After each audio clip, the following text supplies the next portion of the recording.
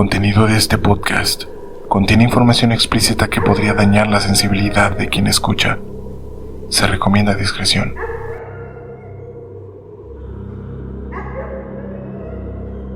Sean bienvenidos a Rigor Mortis.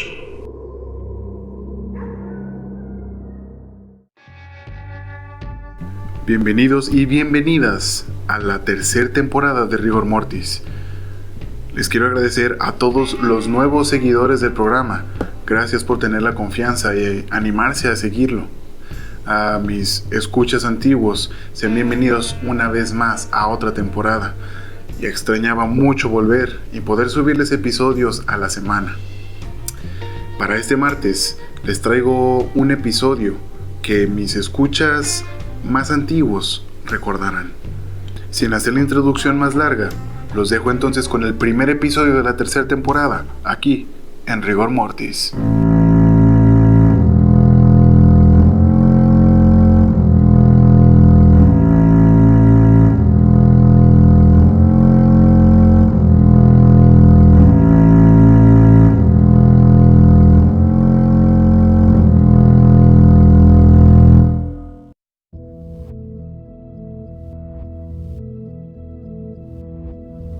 Si me siguen desde el primer episodio del programa, sabrán que en ese mismo episodio les hablé de varios sucesos relacionados con el tema.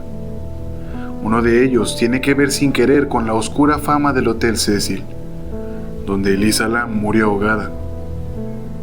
Este es el caso prometido desde el primer episodio, el caso de una hermosa mujer que quería cumplir su sueño a toda costa, pero las circunstancias hicieron que su vida tomara otro rumbo. Un rumbo misterioso.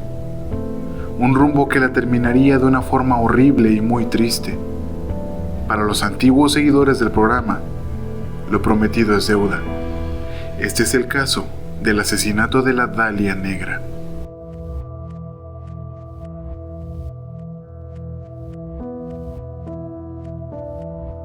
La identidad real de la Dalia Negra es Elizabeth Short, nacida el 29 de julio de 1924 en un pequeño pueblo de Massachusetts. Fue criada por sus padres llamados Phoebe y Cleo Short, quienes tenían otra hija de nombre Virginia Short, y cuya fecha de nacimiento es desconocida. La familia tenía un negocio de minigolf. La infancia de Elizabeth iba bien, hasta que la Gran Depresión de 1929 golpeó al país. En el episodio de Elisa Lam hablé de esto. Prácticamente fue una crisis financiera en Estados Unidos que causó que las acciones de las empresas más ricas cayeran al suelo, lo cual provocó que las pequeñas empresas tuvieran que cerrar. Muchas personas se quedaron sin empleo debido a recortes de personal o porque las empresas quebraron. Fue una crisis que costó millones de dólares y que de la cual el país le costó muchos años recuperarse. En tanto al negocio de minigolf de los Short tuvo que cerrar, debido a la falta de ventas y al elevado costo de los insumos y el equipo, lo cual provocó una inestabilidad en la familia, causando peleas e incertidumbre en el núcleo familiar. Finalmente, toda la presión terminó explotando, causando que Cleo, el padre de Elizabeth, decidiera lo que la mayoría de los hombres de los tiempos actuales hacen: huir y dejar de batallar con sus responsabilidades. Cleo desapareció de la forma más teatral posible, fingiendo su muerte, sin importarle el fuerte trauma que les causaría a sus pequeñas hijas y a su esposa. Pero la voluntad de un hombre cobarde es débil, y finalmente, después de un corto tiempo, Cleo le escribiría a su familia reportando que estaba en California y disculpándose. Pero el daño estaba hecho, y con su repentina aparición, lo único que causó fue el rechazo de ambas. Su esposa no quiso saber ya nada de él, y sus hijas decidieron mejor distanciarse de su padre, sintiéndose engañadas y abandonadas, algo mucho peor que el hecho de que repentinamente hubiera fallecido.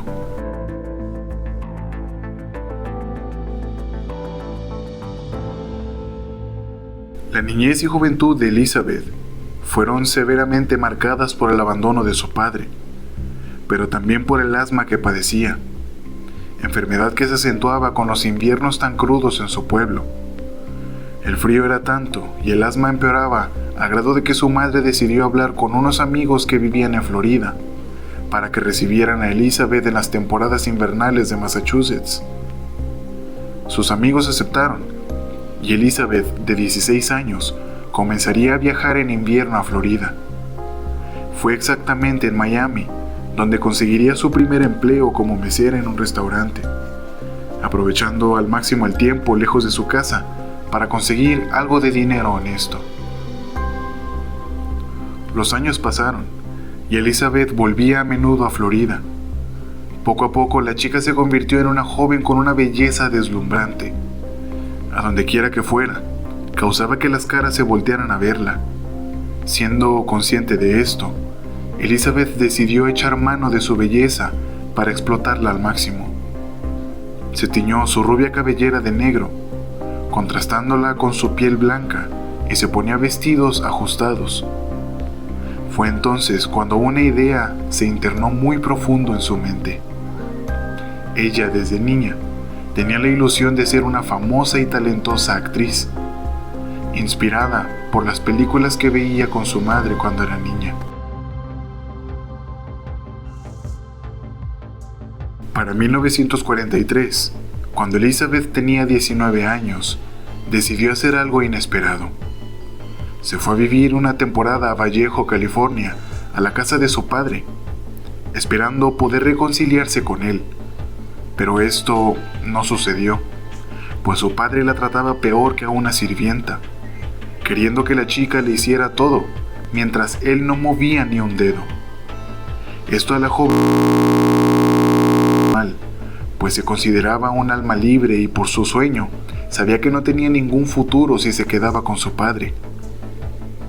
Prácticamente sentía que cada hora que desperdiciaba en la casa de su padre era más de lo que podía soportar. Así que la chica decidió irse a Santa Bárbara, consiguiendo trabajo en la base militar de Camp Cook como secretaria. Y poco, pues fue arrestada por ser sorprendida bebiendo alcohol siendo menor de edad. Así que la detuvieron, le tomaron sus huellas y fue de vuelta a Massachusetts con su madre. Ante la frustración de no poder cumplir su sueño, el comportamiento de Elizabeth se volvió rebelde sin causa. Su vida era un ir y venir entre Massachusetts y Florida, aceptando cualquier empleo que pudiera para dejarlo a las pocas semanas por irse a vivir a otro estado buscando cumplir su sueño. Era una constante el que se metiera a clubs, bares de mala muerte y cantinas, emborrachándose y yéndose a pasar la noche con cuanto hombre que le llegara al precio. Su vida de excesos encontró un freno en 1944, cuando se enamoró perdidamente del mayor Matthew M. Gordon Jr., con quien se comprometió y se casó a los meses de haberlo conocido. Pero la vida de nuevo le daría la espalda a Elizabeth, quitándole al hombre que amaba. Matthew murió en un accidente aéreo durante una misión el 10 de agosto de 1945. Elizabeth quedó destrozada, pues fue ese hombre quien le había dado la esperanza de poder sentirse estable emocionalmente. Con el corazón deshecho y una profunda depresión, Elizabeth se fue a California a buscar consuelo con el alcohol y un exnovio que tenía, también un militar, el teniente Gordon Flickling. La relación no vio la luz, pues aunque la mierda se seque y deje de oler a mierda, sigue siendo mierda. Y esto fue lo que sucedió con ellos. Por alguna razón habían decidido terminar la relación, y no fue hasta que volvieron a estar juntos que esas causas se confirmaron. Pero la más fuerte eran los constantes coqueteos de Elizabeth con otros hombres, ya fuera si ella estuviera bajo los efectos del alcohol o no. Fue por esta razón que Flickling decidió irse a Carolina del Norte sin avisarle nada a Elizabeth. La chica, a punto de cumplir su mayoría de edad ante la ley, se quedó a su suerte, sin la capacidad de poder conseguir trabajo y poder mantenerlo por más de un par de semanas. Además de que el dinero que ganaba no lo usaba para comprar comida o para pagar la renta de los departamentos donde llegó a estar. Ella usaba el dinero para comprarse ropa y maquillajes para seguir viéndose hermosa ante las personas.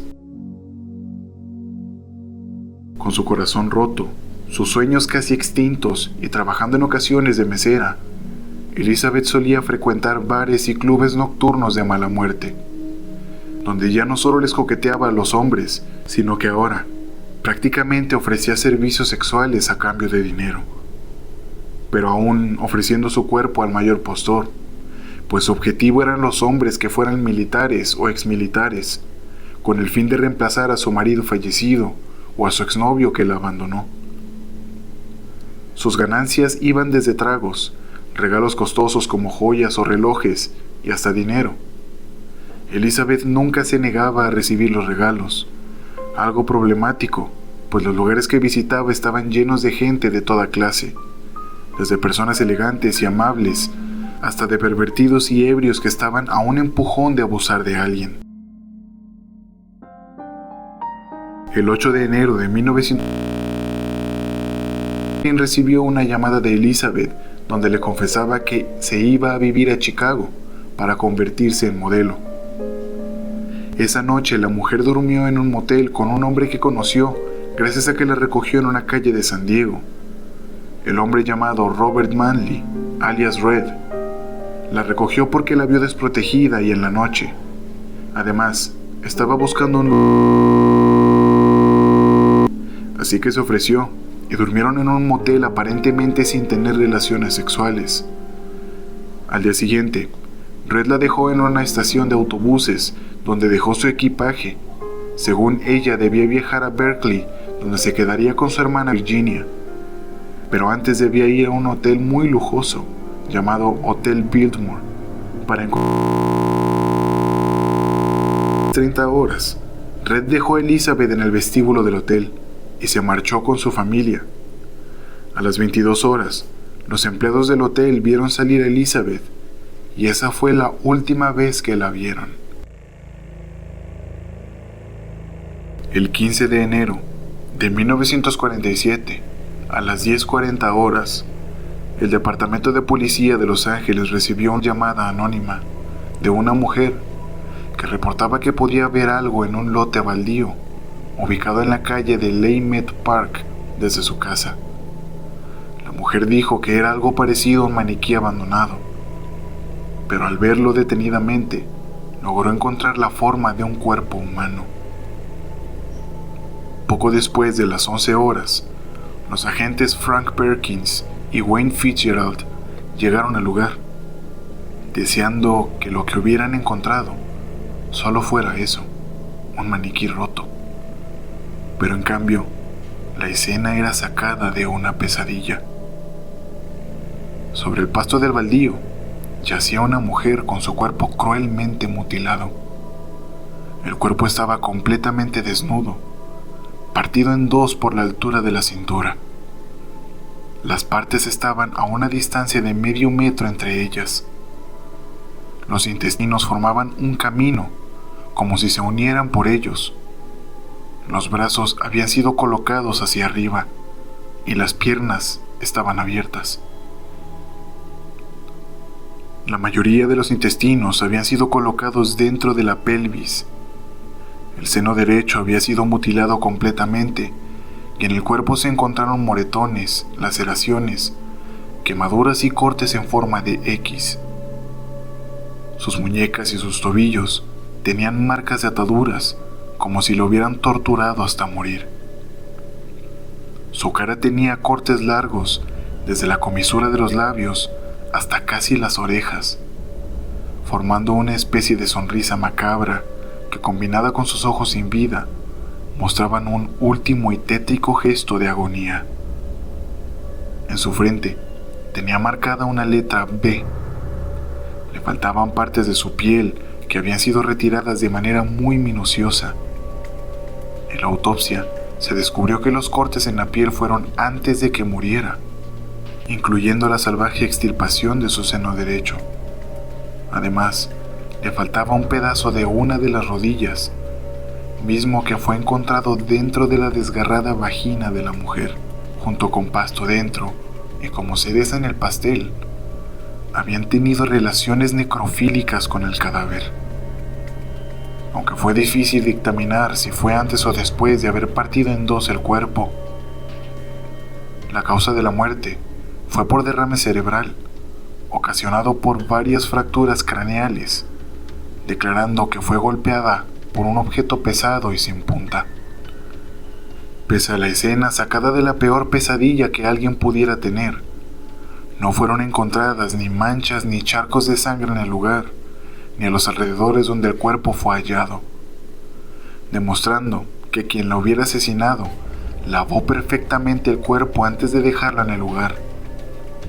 La policía no podía encontrar la identidad de la mujer, pues las yemas de los dedos estaban muy arrugadas, posiblemente debido a que el cuerpo estuvo bastante tiempo dentro del agua. Pero aún así, los policías trataban de encontrar su identidad con los 104 millones de registros de huellas dactilares que tenían hasta entonces. Finalmente, después de unas horas, dieron con ella. Había sido registrada porque la sorprendieron bebiendo alcohol siendo menor de edad. Su nombre era Elizabeth Short, y para entonces tenía solo 23 años.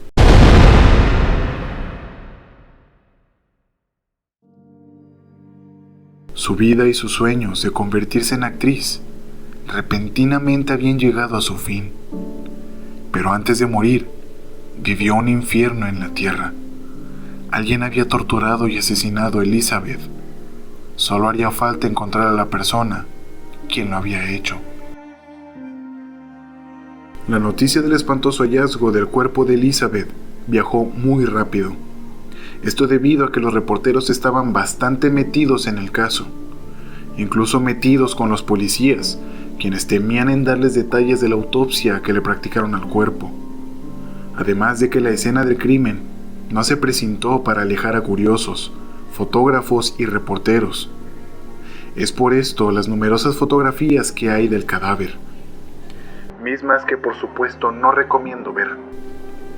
En cuanto se descubrió la identidad del cadáver y la apariencia de la mujer antes de morir, los periodistas se juntaron como moscas a la mierda. Si para este punto te estás preguntando por qué el caso se llama El asesinato de la Dalia Negra, es porque en ese tiempo se había estrenado una película llamada La Dalia Azul. Una película que extrañamente trataba de un veterano de guerra que se involucró con gángsters para descubrir el asesino de su esposa. Tal vez por esta razón fue por la que un periodista nombró a Elizabeth como la Dalia Negra, por haber sido asesinada y por el color de los vestidos que usaba, en su mayoría negros. Siendo, tristemente, esto lo más cerca que Elizabeth estuvo de estar involucrada dentro del mundo del cine.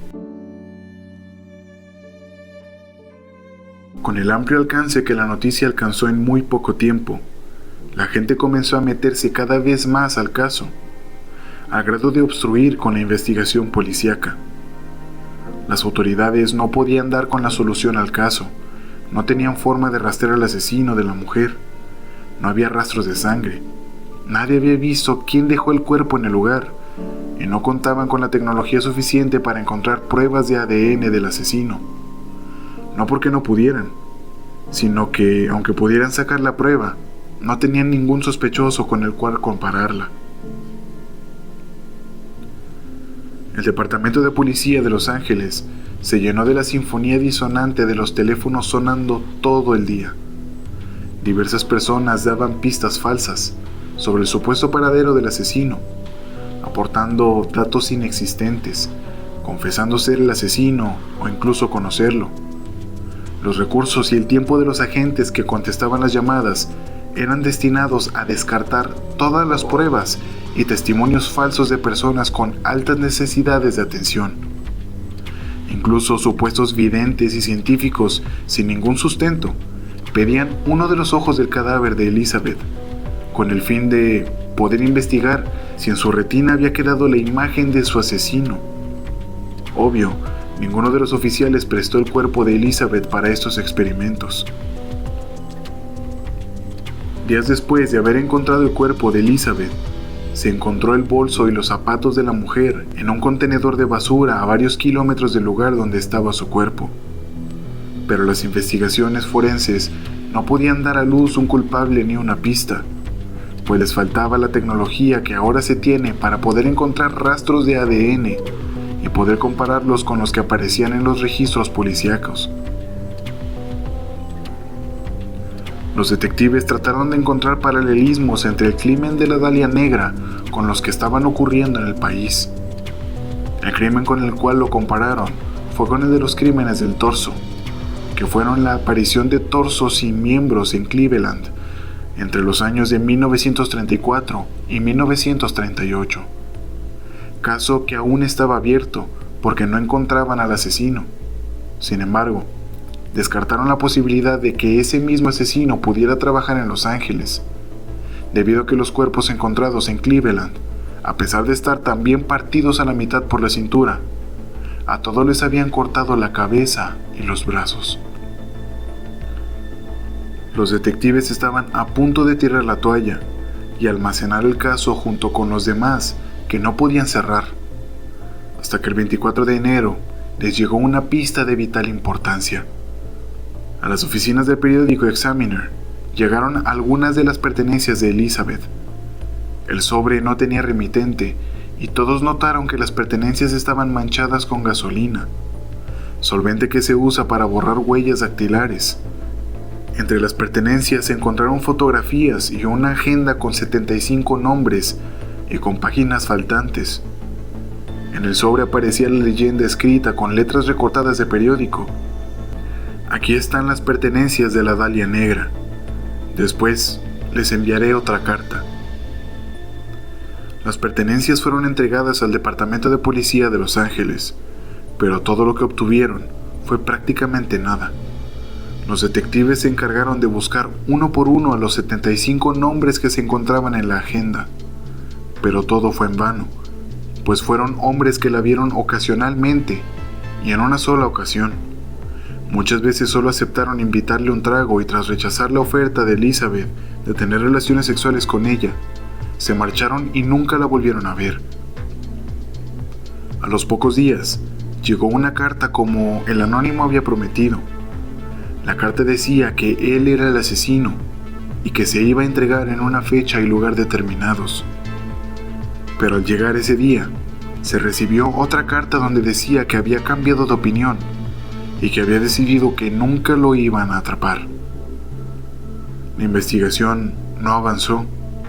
Todo fue una pérdida de tiempo, posiblemente de algún gracioso que encontró las pertenencias en la basura y quería hacerse famoso con un poco de atención. La policía sospecharía entonces de la última persona que convivió con la mujer, Robert Manley, y también de su padre, quien vivía a 5 kilómetros del lugar donde fue encontrado su cadáver. La investigación policíaca arrojó que Cleo Short tenía al menos 4 años sin ver a su hija, y además se rehusó a identificar el cuerpo. Tuvo que ir Phoebe, su madre, quien vivía a miles de kilómetros, para poder reconocer el cadáver cercenado de su hija. Hay que ponerse en su lugar. Imaginen ser padre o madre de una niña que procuraste cuidar toda su vida y de repente, después de años sin verla, tener que sustituir la última imagen que tenías de ella, llena de vida, lo último que te dijo, la última plática, el último adiós. Todos esos buenos recuerdos se desvanecen con la imagen de su cuerpo partido en dos y con una siniestra sonrisa cortada de oreja a oreja. No culpo al padre por no querer ir a ver el cadáver de su hija. En cambio, admiro con todo el corazón el valor de su madre por ir a reconocer el cadáver de Elizabeth. Cleo fue borrado de la lista de sospechosos que la policía había hecho, pues no había nada que lo relacionara con el asesinato. En cambio, toda sospecha se volcó hacia Manley, quien tenía un historial de ser un hombre violento y llegó a golpear a su esposa varias veces. Además que tenía historial psiquiátrico por supuesta psicopatía. Aunque la policía tenía todos estos antecedentes, Manley finalmente fue liberado de toda sospecha, pues la historia que le contó a la policía era bastante sólida. El personal de la estación de autobuses donde llevó a Elizabeth y el hotel donde la dejó para no volverla a ver confirmaron lo que el hombre decía, pero lo que más tuvo peso fue que Manley pasó las 2 pruebas de polígrafo que le realizaron. Además, que tiempo después superó también una prueba que le hicieron después de administrarle pentotal sódico, también llamado el suero de la verdad. Para los que no lo conocen, es un anestésico que administrado en dosis bajas causa relajación y una inhibición en la personalidad de la persona, lo que en esos años ayudaba a que los sospechosos declararan sus crímenes. Finalmente, este método dejó de usarse porque causaba un estado de hipnotismo, donde las personas podían ser influenciadas a que declararan algo aún sin haberlo hecho. Pese a que no tenían pistas sólidas ni sospechosos a los que pudieran inculpar, la policía seguía investigando. Llegaron a conocer que Elizabeth no tenía ninguna amistad cercana, ni hombres ni mujeres, lo cual dificultaba bastante el encontrar quién lo había hecho. No tenía un lugar a donde ella fuera a trabajar por más de un mes. Un lugar donde comenzar. Se especuló que tal vez fuese alguna pareja que tuvo, pero su esposo había fallecido y su exnovio la había abandonado, por lo que solo quedaban los hombres con los que tuvo sexo casual. Sin embargo, no había un lugar donde iniciar, pues dado los vacíos que Elizabeth cargaba, trataba de llenarlos teniendo relaciones sexuales,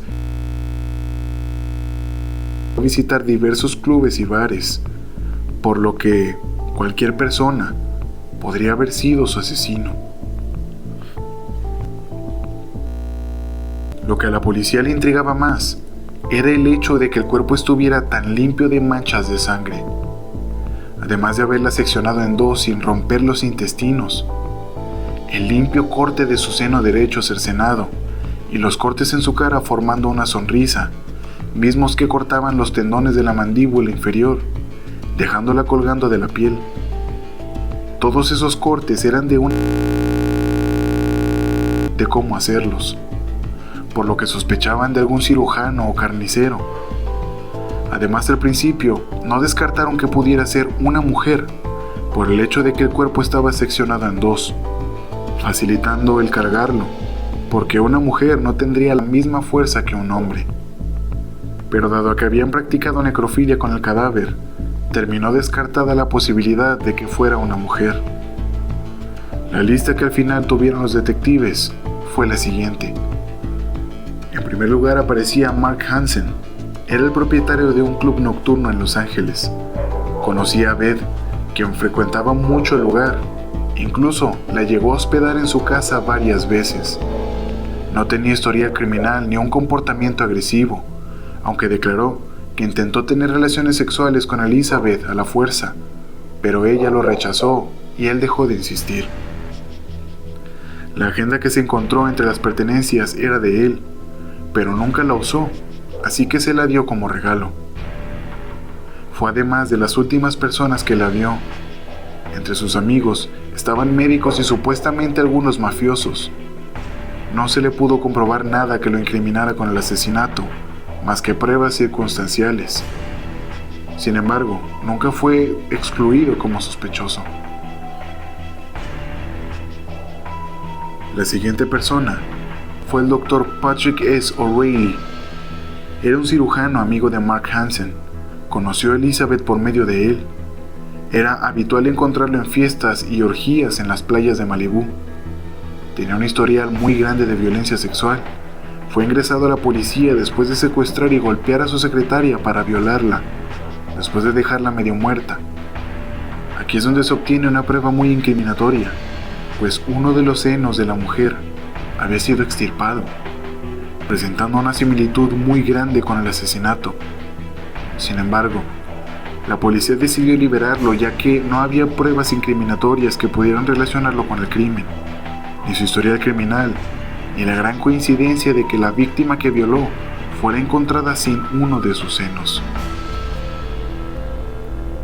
El siguiente sospechoso fue Marvin Margolis, exmilitar, dado de baja por inestabilidad mental ocasionada por su obsesión de ser despachado al servicio de cirugía. Vivió un tiempo con Elizabeth y con 2 personas más en un departamento compartido en el año de 1946. Elizabeth dormía en el sillón y los otros 3 en una sola cama. El hombre daba con el perfil, pero no había ninguna prueba que lo pudiera relacionar con el asesinato. La última persona que apareció en la lista fue el Dr. George Hodel. Era el médico de la familia Short. Tenía un largo historial de conductas sexuales inapropiadas. En el año 1949 fue acusado de abuso sexual por su propia hija de 14 años. Esto hizo que se investigara su relación con el crimen de la Dahlia Negra. Una mujer declaró que vivió con él en el Hotel Biltmore y además dijo que lo vio varias veces con Elizabeth por los alrededores del hotel. Pero a pesar de tener estas pruebas y el hecho de que una testigo vio a Hodel con Elizabeth, no pudieron relacionarlo con los asesinatos. Pero, hablando de Hodel, hay una cierta aura de misticismo en el hombre que presuntamente asesinó a la Dahlia Negra. Pero para tratar de adentrarnos, hay que hablar un poco de él, pues fue el principal sospechoso y el que fue absuelto hasta el final. Hodel era hijo único.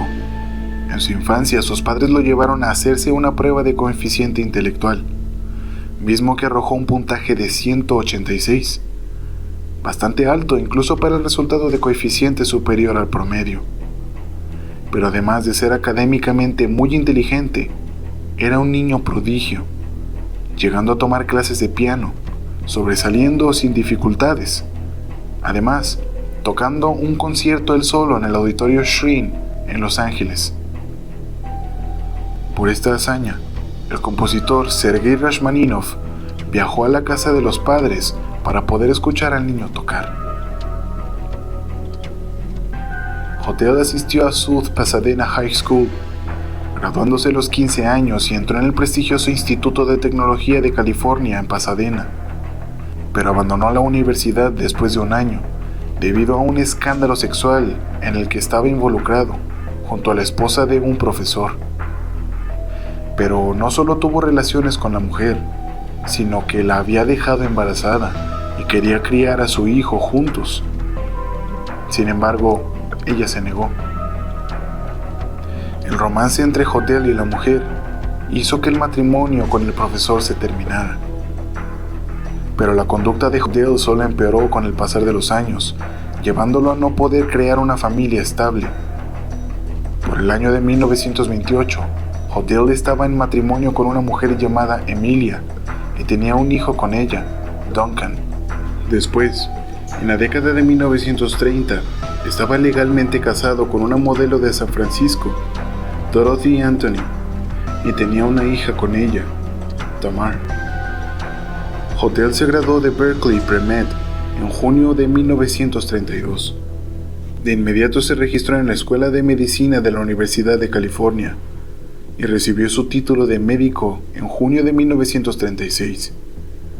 Su reputación como médico poco a poco se fue haciendo más grande, pues a pesar de ser una vida sin ningún orden, era un talentoso médico y pronto se convirtió en jefe de la Oficina de Higiene Social del condado. Hodel estaba prosperando en la sociedad por la década de 1940. Al poco tiempo, se enamoró del lado más oscuro y decadente que rodeaba una escena artística que a mi parecer es de las mejores, el surrealismo. Se hizo amigo del fotógrafo Man Ray, el director de cine John Huston, mismo que había dirigido películas como Moby Dick de 1956 y había sido la voz de Gandalf el Gris en la primera película animada inspirada en las novelas de J.R.R. Tolkien, El Hobbit de 1977.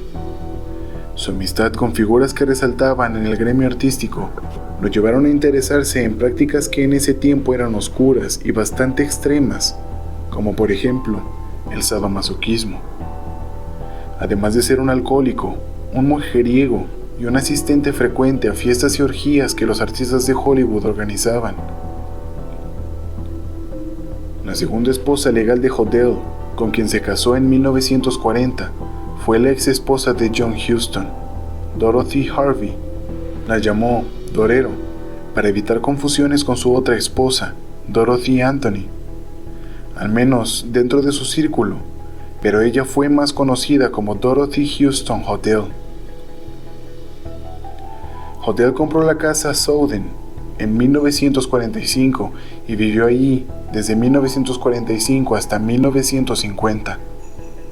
La casa era ridículamente lujosa, pareciendo un templo maya. Fue construida en 1926 por Lloyd Wright y fue registrada como un monumento histórico en Los Ángeles. Hodel era un polígamo. A fines de la década de 1940, alrededor de la época de la muerte de Elizabeth Short, Hodel vivía con Dorero y los 3 hijos que tuvo con ella. Con su primera esposa legal, Dorothy Anthony, y su hija Tamar. Pero el harem que tenía en casa no fue suficiente, así que era propenso a tener amantes temporales. Hodel abandonó los Estados Unidos en marzo de 1950 para dirigirse a Hawái, entonces territorio estadounidense, donde se casó con una mujer filipina de clase alta, Hortensia Laguda.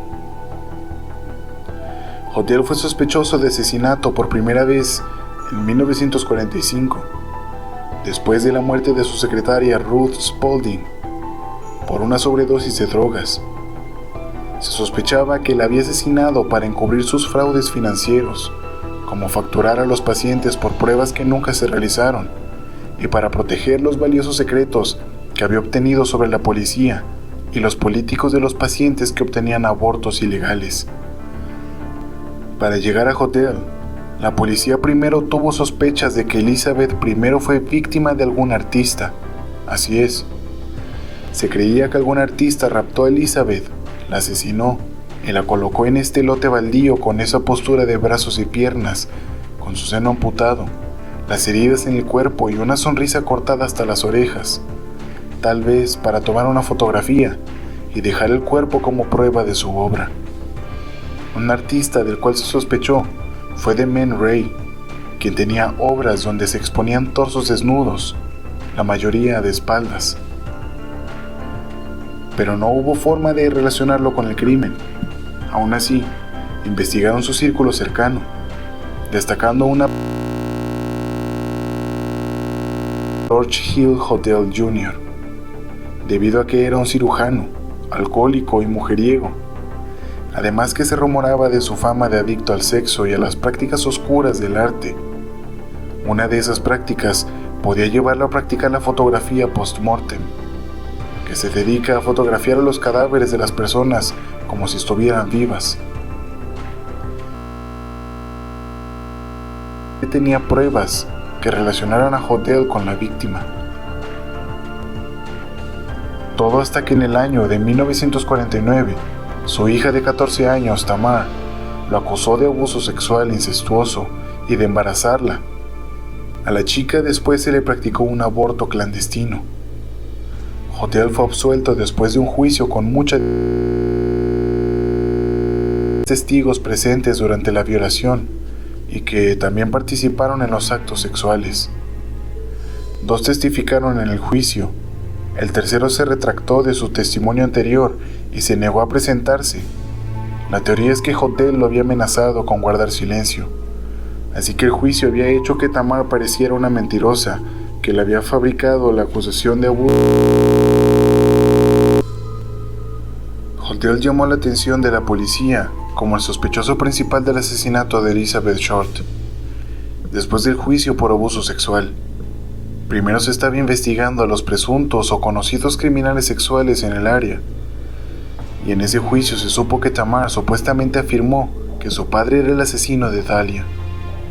El título de médico de Hodel también despertó las sospechas, dada la hipótesis de que quien quiera que cortara el cuerpo de Short tenía algún cierto grado de habilidad quirúrgica. Al menos 8 testigos afirmaron tener conocimientos de primera mano de una relación de 1946 entre Short y Hodel. Los detalles completos de la investigación salieron a la luz recién en 2003, cuando se descubrió un archivo George Hodel Black Dahlia en la bóveda de la oficina del fiscal de distrito del condado de Los Ángeles. El archivo reveló que en 1950, Hodel era el principal sospechoso del asesinato de Dahlia. Su residencia privada de Hollywood fue intervenida electrónicamente por un grupo de trabajo del Departamento de Policía de Los Ángeles, el 15 de febrero y el 27 de marzo de 1950. Las transcripciones de las conversaciones revelaron las referencias de Hodel a realizar abortos ilegales, dar pagos a los funcionarios encargados de hacer cumplir la ley y su posible participación en las muertes de su secretaria y de Elizabeth Short. Las cintas lo grabaron diciendo: suponiendo que maté a la Dahlia Negra, no pueden probarlo ahora. Ya no pueden hablar con mi secretaria porque está muerta. Pensaron que había algo sospechoso. De todos modos, ahora pueden haberlo descubierto. Quizás maté a mi secretaria. En octubre de 1949, el nombre de Hodel se mencionó en un informe formal, por escrito al gran jurado como uno de los 5 principales sospechosos en el asesinato de Short. Pero ninguno de los sospechosos nombrados se presentó al gran jurado para la acusación, ya que la investigación aún estaba en marcha. En abril de 1950, se habían reunido pruebas suficientes para acusar a Hodel y estaba a punto de ser arrestado por el asesinato de Short. Pero Hodel volvió a salir de Estados Unidos, obtuvo un título en psiquiatría y asesoró a los prisioneros de la prisión territorial en Hawái durante 3 años. Luego, se mudó a Filipinas, donde comenzó una nueva vida, muriendo finalmente en 1999 en San Francisco, sin cargos por asesinato. Pero su hijo Steve Hodel ha escrito que cree que Hodel volvió a entrar a Estados Unidos varias veces al año, desde 1958 hasta 1988. Específicamente entre 1966 y 1969, para cometer más asesinatos, y luego regresó a Filipinas. Después de la muerte de Hodel en 1999, su hijo Steve Hodel, un ex detective de homicidios del Departamento de Policía de Los Ángeles, quiso saber más sobre su padre. Durante ese proceso, descubrió información que lo llevó a creer que su padre era en realidad el asesino de Short. Su investigación comenzó con el descubrimiento de un álbum de fotos, propiedad de Hodel, que contenía un retrato de una joven de cabello oscuro, que Steve Hodel creía que era Short. Durante la investigación de Steve Hodel, se enteró de que su padre pudo haber sido responsable de más de un asesinato. Steve Hodel también sospechaba que su padre era el asesino de lápiz labial de Chicago a finales de la década de 1940, el asesino del rompecabezas de Manila en 1967 en Filipinas, e incluso el famoso asesino del Zodíaco de San Francisco a finales de la década de 1960. Todos estos entre otros delitos similares, pues en ningún caso se pudo saber quién era el asesino, al igual que con el caso de la Dahlia Negra.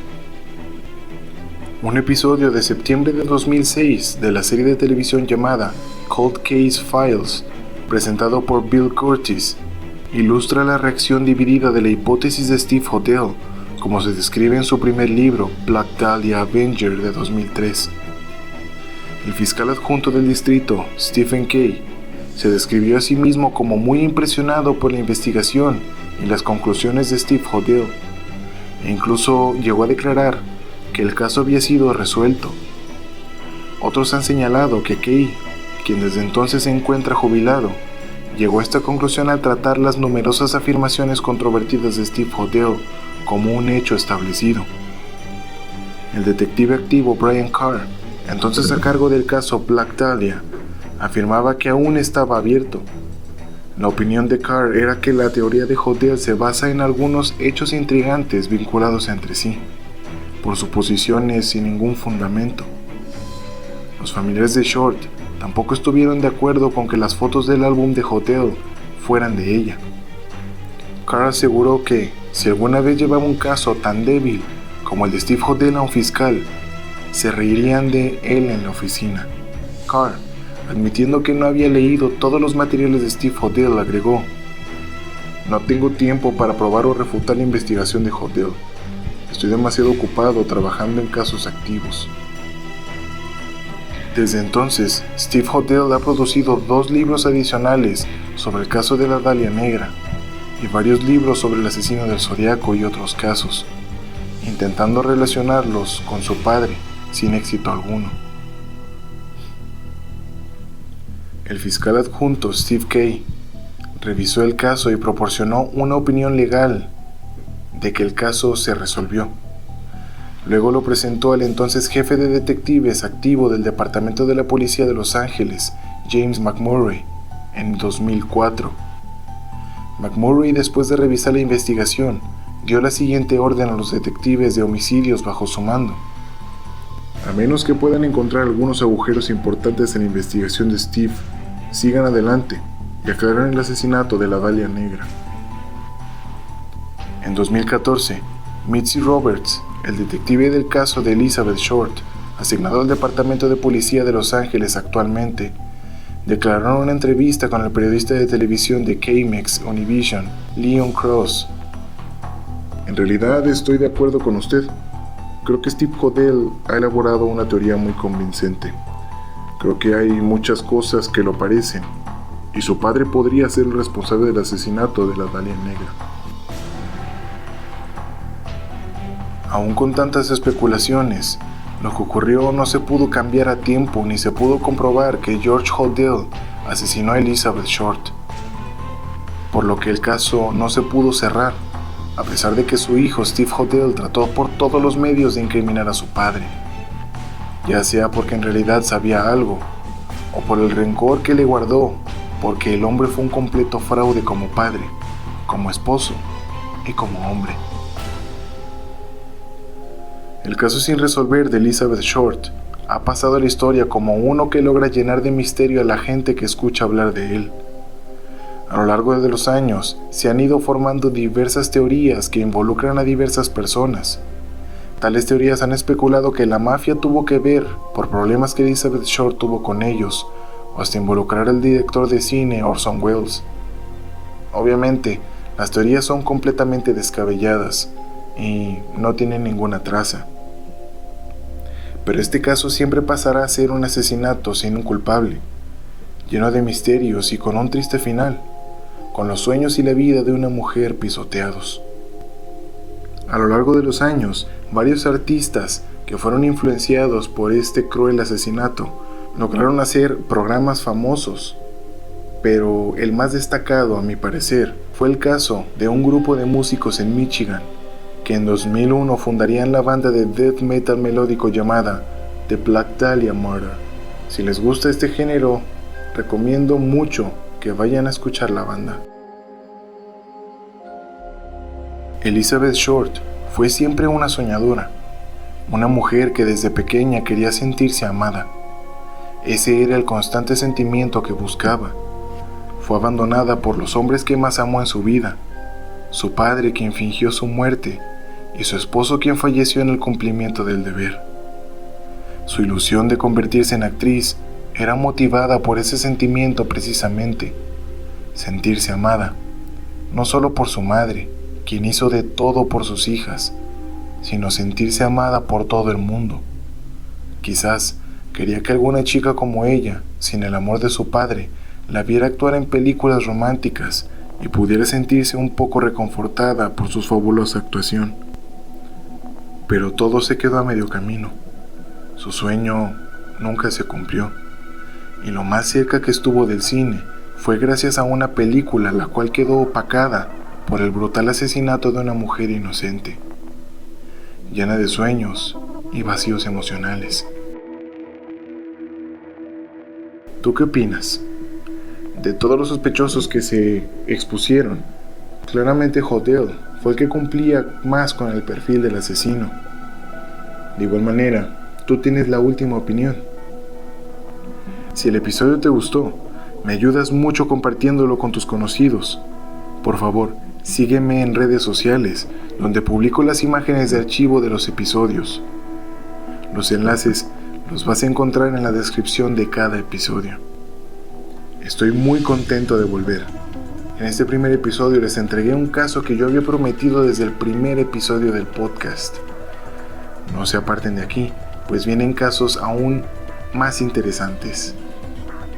Gracias por prestarme su tiempo y sus oídos. Yo soy Eduardo Miranda. Esto fue Rigor Mortis y ustedes son asombrosos. Hasta la semana que viene. En el próximo episodio de Rigor Mortis.